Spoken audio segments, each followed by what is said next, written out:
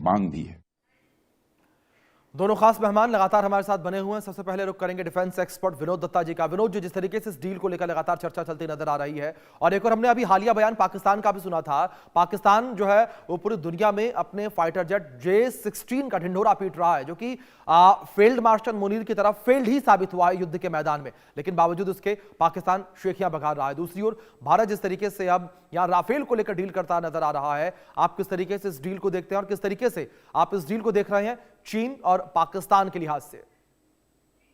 देखिए, ये डील भारत के लिए बहुत अहम है, क्योंकि हमारी जो न्यूमेरिकल स्ट्रेंथ है, हमें करीब अगर टू फ्रंट वॉर की बात करते हैं तो उसके लिए करीब 42 स्क्वाड्रन की जरूरत है, और भारत 29 स्क्वाड्रन पे, क्योंकि अभी सितंबर में देखिए MiG-21 की जो 2 स्क्वाड्रन थी उनको डीकमीशन किया गया, तो हम अब 29 स्क्वाड्रन्स पे आके सिमट गए हैं।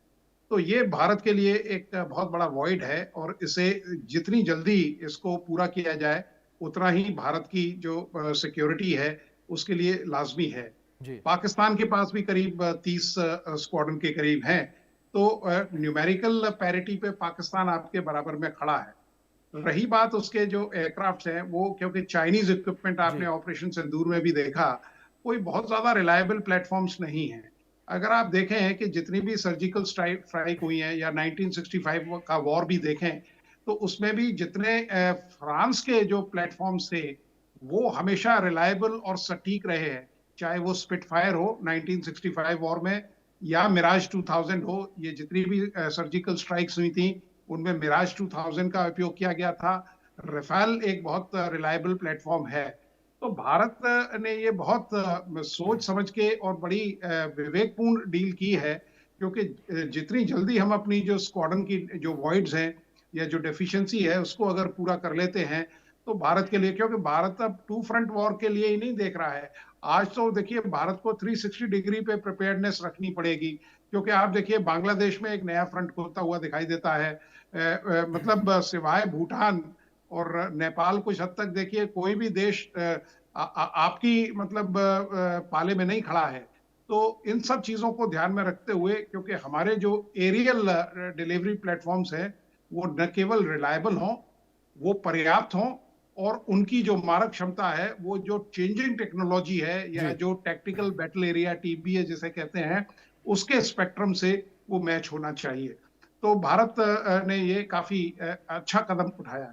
जी बिल्कुल। संजीव जी, दूसरी ओर अगर जिस तरीके से भारत इस कदम को लेकर बात करें, आपको क्या लगता है कि जियोपॉलिटिकल अगर स्थिति के हिसाब से देखें, क्या इससे बदलाव देखने को मिलेगा? क्या आपको लगता है कि जो चीन कभी कड़े तेवर भारत को दिखाने की कोशिश करता है वो नरम होंगे? दूसरी ओर पाकिस्तान जो गीदड़ भपकियां देता है, वो गीदड़ भपकियां कम होती नजर आएंगे, क्योंकि सभी को पता है कि पाकिस्तान हर मोर्चे पर फेल साबित हुआ है। वो अपने देश को चला पाने में भी फेल है, लेकिन बावजूद उसके पाकिस्तान की तरफ से गीदड़ भपकियां जो है वो देखने को मिलती हैं। आसिम मुनीर की तरफ से गीदड़ भपकियां देखने को मिलती हैं। देखिए अभिषेक जी, भारत के लिए जो अपने डिफेंस पोस्चर को, अपने मिलिट्री जो प्रिपेयर्डनेस है उसको अधिक से अधिक रोबस्ट बनाना, मजबूत बनाना, ये समय की आवश्यकता है। ये अनिवार्य ही नहीं, अपरिहार्य भी है।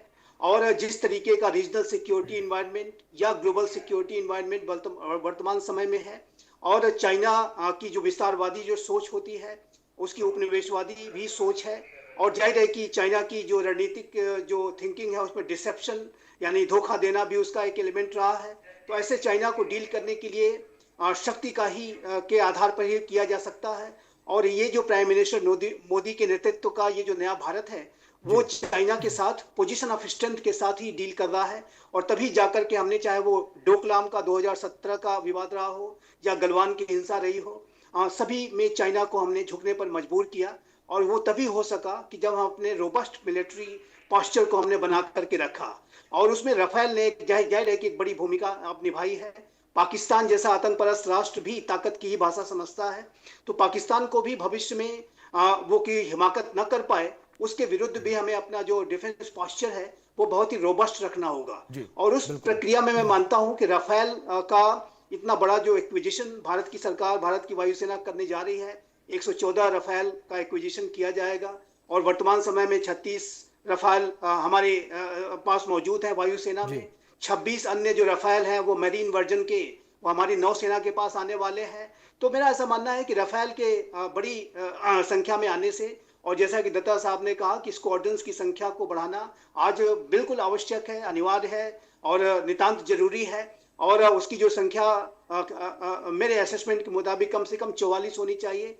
और साथ ही साथ मैं ये अवश्य कहना चाहता हूं कि भारत की सरकार को, भारत की वायुसेना को 5th जनरेशन के जो फाइटर जेट्स हैं उनके भी एक्विजिशन के लिए कदम बढ़ाने होंगे, और जिस पे भी भारत सरकार विचार कर रही है। तो मेरा ऐसा मानना है कि ये जो वर्तमान समय की जो रणनीतिक आवश्यकता है और सामरिक आवश्यकता है उसको ध्यान में रखते हुए संजय जी, मतलब आप ये कहते हैं कि समय की मांग है और इस समय की मांग को पूरा करने की कोशिश ये की जा रही है।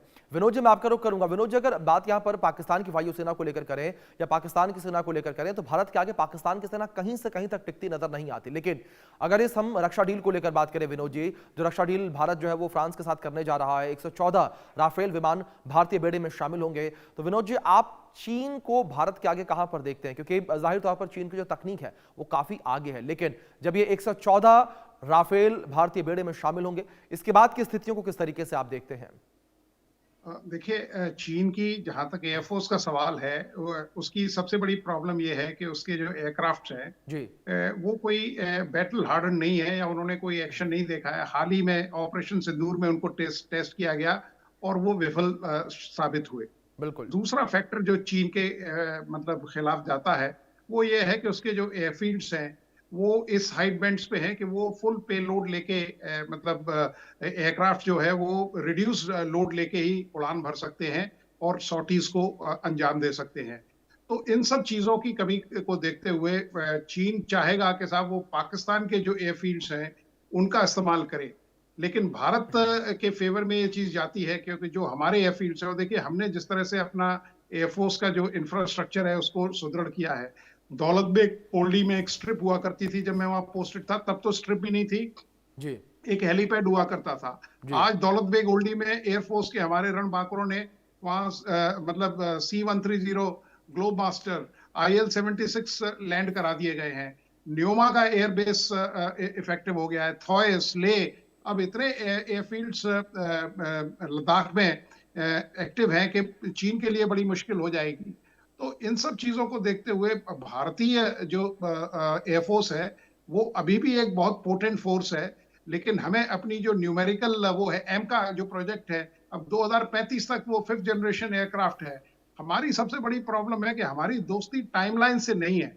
आप देखिए तेजस, जब हम यंग ऑफिसर से तब से वो प्रोजेक्ट चल रहा है और आज भी तेजस पे कुछ सवालिया निशान लगे हुए हैं। और दूसरा, अगर हम ज्यादा रिलायंस अपनी फ्रांस की तरफ ले जाते हैं तो ये अमेरिका की जो दादागिरी है वो अमेरिका को भी बहुत बड़ा झटका लगेगा, क्योंकि जितने बिग टिकट कॉन्ट्रैक्ट्स हैं वो भारत ही ले रहा है इनसे। 30 बिलियन का हमने सामरिक संसाधन या और मतलब इक्विपमेंट हमने अमेरिका से खरीदा है। तो जिस दिन अमेरिका को ये पता लग जाएगा कि साहब जो आप देखिए जब उसने टैरिफ लगाए थे तो RIC जो रशिया, इंडिया, चाइना एक ग्रुपिंग है, वो जब सुदृढ़ दिखाई देती हुई तब ट्रम्प साहब ने खुद कहा था कि I think we have lost India. तो ये सब देखते हुए ट्रम्प साहब को कहते हैं ना कि जब तक आप उनको वही रेसिपी सर्व नहीं करेंगे तब तक उनको नहीं पता लगेगा कि साहब ये रेसिपी कितनी तीखी थी। जी जी बिल्कुल। संजीव जी, दूसरी तरफ आपसे यहाँ पर यह समझना चाहूंगा, जिस तरीके से पाकिस्तान के द्वारा 60 J-10 विमान जो है उसकी मांग चीन से की गई है, क्या आप इसे एक डील के तौर पर देखते हैं कि पैसा दिया सामान लिया, या संजीव जी आपको यहाँ पर यह लगता है कि चीन इसके पीछे भी कोई चालाकी दिखाएगा, चीन कोई राजनीतिक फायदा जो है वो भी हथियाने की कोशिश करेगा पाकिस्तान के माध्यम से? क्योंकि हमने पहले भी देखा, चाहे CPEC कॉरिडोर हो, चाहे बलूचिस्तान के अंदर मौजूद रेयर अर्थ मिनरल्स हो, उनके ऊपर चीन का कब्जा। देखिए, चाइना ने पहले से ही J-10 CE विमानों को पाकिस्तान को दे रखा है। 36 की ये संख्या है, और जाहिर है कि ये चाइना लगातार इस बात की कोशिश करता है कि वो किस तरीके से भारत को, भारत के छोटे पड़ोसी राष्ट्रों के माध्यम से घेरे और भारत के ऊपर दबाव बनाए। और पाकिस्तान को तो चाइना ने अपने जो एक औपनिवेशिक जो CPEC, जो उसके एक इम्पेरियलिस्टिक जो BRI का ही प्लान है, उसके तहत कर्ज के जाल में पहले ही फंसा रखा है, डेब्ट ट्रैप में फंसा रखा है। बिल्कुल संजय जी मैं आपके पास लौटूंगा, चर्चा करूंगा, लेकिन इस बीच एक बड़ी खबर निकलकर सामने आ रही है, उसका रुख कर लेते हैं, जहां सोशल मीडिया पर बैलिस्टिक मिसाइल का टेस्ट का वीडियो वायरल हो रहा है। ईरान के बैलिस्टिक मिसाइल परीक्षण का यह वीडियो बताया जा रहा है। बड़ी खबर निकलकर सामने आई है। वायरल वीडियो की अभी तक कोई पुष्टि नहीं हो पाई है, आधिकारिक पुष्टि नहीं हुई है। वीडियो सामने आने के बाद मिडिल ईस्ट में युद्ध की हलचल तेज हो गई है। मिडिल ईस्ट में जिस तरीके से ये तस्वीरें वायरल हो रही हैं, मिसाइल टेस्ट ईरान की तरफ से अमेरिका को चेतावनी के तौर पर भी देखा जा रहा है। ये बड़ी खबर जो फिलहाल निकलकर सामने आ रही है। ये वीडियो आपके स्क्रीन पर आप देख सकते हैं। ये वीडियो इस वक्त चर्चा का विषय बनी हुई है। जिस तरीके से वायरल वीडियो की अभी तक कोई भी आधिकारिक पुष्टि नहीं हुई है, लेकिन इस वीडियो को लेकर चर्चा इस वक्त काफी ज्यादा तेज है। मिसाइल टेस्ट ईरान की तरफ से अमेरिका को चेतावनी के तौर पर देखने को मिल रहा है, और खास मेहमान भी लगातार हमारे साथ बने हुए हैं, उनका रुख करूंगा मैं। और विनोद दत्ता जी मैं आपका रुख करूंगा। जिस तरीके से हम बात यहां पर कर रहे थे पहले भी, लेकिन इस बीच तस्वीरें निकलकर सामने आई हैं, चर्चा का विषय तस्वीरें बनी हुई है। विनोद जी, आप किस तरीके से इन तस्वीरों को देखते हैं? क्या आप मानते हैं कि मिडिल ईस्ट में जो युद्ध की हलचल वो और तेज हो गई है? क्या ये तस्वीरें माना जाए कि अमेरिका को एक चेतावनी है? बिल्कुल। देखिए, ईरान की सबसे बड़ी जो कमजोरी है वो है एयरफोर्स, क्योंकि अमेरिका ने इतने सैंक्शन उनके ऊपर लगाए हुए हैं कि जितने भी जो एयरक्राफ्ट प्रोड्यूसिंग नेशंस हैं उन्होंने उनको हवाई जहाज देने से इनकार कर दिया है। तो उनका जो फ्लीट है वो न केवल आउटडेटेड है बट इफेक्टिव भी नहीं है। लेकिन इस चीज का ईरान को इल्म है।